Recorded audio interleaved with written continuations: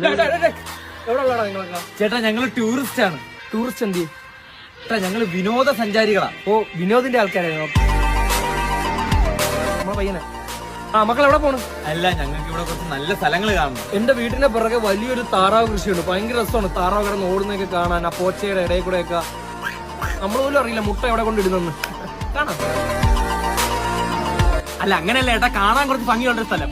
ഭംഗിയല്ലേ എടാ, ഇവിടെ ഒരു 10 സെന്റ് ഉണ്ട് എന്റെ. അത് ഞാൻ ഫുള്ള് കിളച്ചിട്ടുണ്ട്. ഇപ്പൊ ഭയങ്കര ഭംഗിയെ കാണാം. ഇങ്ങനെ അത്രയും കാടിന്റെ ഉള്ളിൽ അത് മാത്രം വൃത്തിയാക്കി കിടക്കും.